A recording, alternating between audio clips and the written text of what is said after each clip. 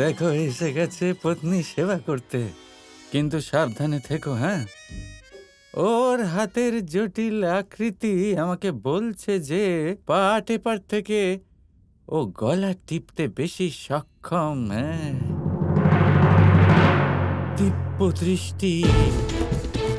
কি বলছিলেন আপনি? না, আমি তো কিছুই বলিনি। আপনি আসুন, আমি পা টিপে দিচ্ছি, আসুন।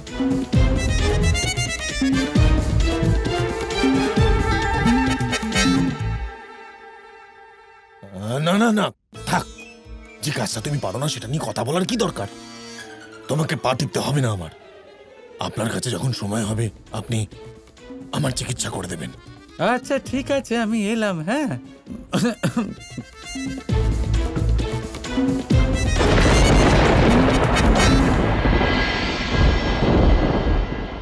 অক্রুর, যাই হোক না কেন ওই রাধা যেন সুস্থ না হয়। হ্যাঁ মহারাজ। ওই অচ্যুতাকে আমার কাছে নিয়ে এসো। কিছু সৈনিককে পাঠাও ওর কাছে, আর ওকে উঠিয়ে নিয়ে এসো। যদি ও না থাকে ওখানে, তাহলে রাধার সুস্থ হয়ে ওঠার প্রশ্নই নেই। যে আজ্ঞা মহারাজ, আপনি নিশ্চিন্তে থাকুন। ওই বৃদ্ধাকে এখানে নিয়ে আসা এমন কি কঠিন কাজ? আমি এক্ষুনি কিছু সৈনিককে ওখানে পাঠাচ্ছি।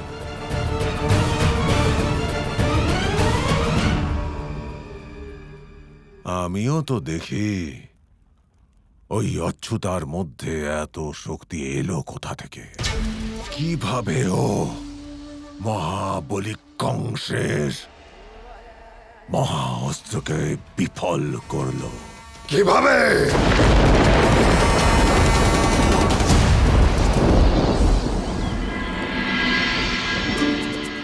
এরকম কতদিন চলবে?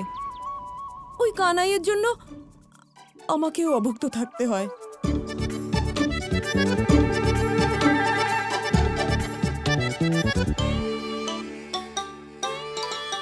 ঠিক বলেছো মা তুমি। আমার তো মনে হচ্ছে যে আজকে ও আসবে না, কিন্তু যখনই আসুক না কেন তুমি ওকে খুব বকো কিন্তু। অবশ্যই বকবো। মা দেখো কে এসেছে।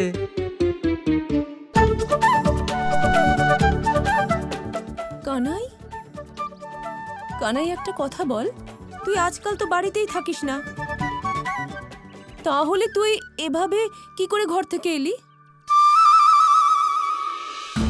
ওটা আসলে আমি তো বাড়িতেই ছিলাম, আমি তো অনেকক্ষণ এসেছি। আসলে ব্যাপারটা হচ্ছে কি, আমার চোখ বন্ধ হয়ে গেছিল, আমি ঘুমিয়ে পড়েছিলাম, খুব ক্লান্ত ছিলাম তো। হ্যাঁ, তুই ঠিকই বলছিস। তুই দাঁড়া, আমি তোর জন্য খাবার নিয়ে আসছি। হ্যাঁ, খাবার আনুন। জানিস কানাই, বলরাম বলছিল যে তুই আজকে আসবিই না।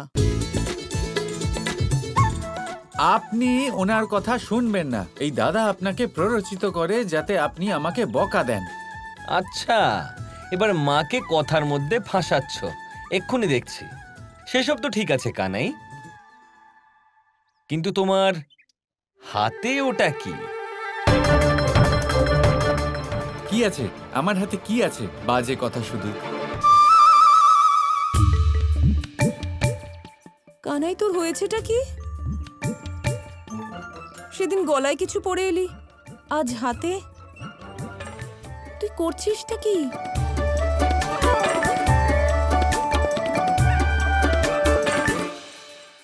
এটা তো এটা মোটেই আমার জন্য নয়। নিন নিন, এটা তো আপনার জন্য এনেছি।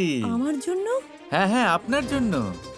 এবার আমি তো আপনার হাতের মাপ ঠিক জানি না, তাই আমি ভাবলাম আমি পরে নি, যদি মাপে হয় ভালো, না হলে ফেরত দিয়ে দেবো।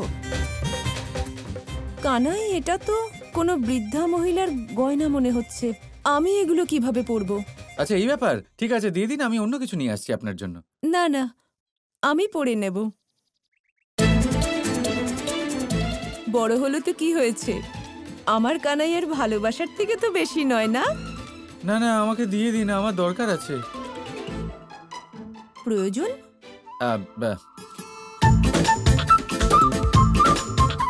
আমার এটা দরকার, কারণ আপনাকে এটা দিলে আপনি খুশি হয়ে যাবেন। আমি চাই আপনি খুশি থাকুন, আপনার প্রসন্নতা দরকার আমার সব সময়। আমি খাবার আনছি। কি হচ্ছে এসব?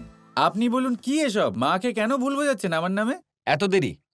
কানাই, আমি না খেয়ে কখন থেকে অপেক্ষা করছি সেটা কি জানো? আমি বলরাম না খেয়ে আছি। আমি কি করব? উগ্রপতি কাকা ছাড়তে চাইছিলেন না। উগ্রপতি কাকা? উগ্রপতি কাকা তোমাকে পছন্দ করতে শুরু করেছে, তাই না? কি বলছেন এসব? এবার দেখবো কানাই, আমার সঙ্গে তো খুব মজা করেছিলে না যখন আমি বলদেবী হয়েছিলাম? তখন ওই ধামাকে নিয়ে আমার সঙ্গে খুব মজা করেছিলে। এইবার আমি দেখবো যে উগ্রপতি কাকার থেকে কিভাবে পিছু ছাড়াও। হ্যাঁ, ওনার তো আমি কিছু না কিছু ব্যবস্থা করবই। কিন্তু আপনাকে একটা খুব জরুরি কাজ করতে হবে। বলো, কি করতে হবে? আজ কুস্তি প্রতিযোগিতা হবে, আর আমি চাই যে আপনি সেখানে উপস্থিত থাকুন। আহ আহ কুস্তি হবে আর সেখানে তোমার এই দাদা উপস্থিত থাকবে না, তা কি কখনো হয়েছে? কখনো নয়। বলো, কার সাথে আজকে কুস্তি লড়তে হবে? না না, আপনি কাউকে পরাস্ত করবেন না, আর আজ আপনি কুস্তিও লড়বেন না। আপনি শুধু সঞ্চালনা করবেন।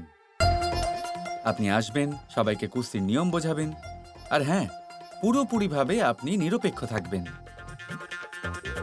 আচ্ছা, ঠিক আছে, কিন্তু এটা তো বললো যে এই কুস্তি হচ্ছে কাদের মধ্যে? সেই নিয়ে আপনি চিন্তা করবেন না। আপনি শুধু সময় মতো সমস্ত পালোয়ান ওখানে পৌঁছে দেবে, আর শুধু দেখতে থাকুন আজ কত আনন্দ উপভোগ করেন আপনি।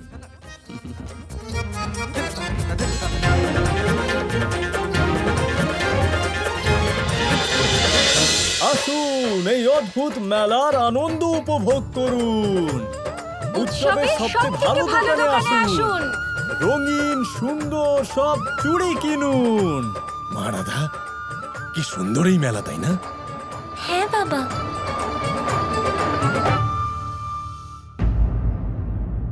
এই অচ্যুতা দেবী কোথায় গেলেন? আমাকে তো বললেন যে উনি আমাদের আগে পৌঁছে যাবেন এখানে। এত চিন্তা করার কি আছে? বাচ্চা তো নন, এসে যাবেন। ঠিকই।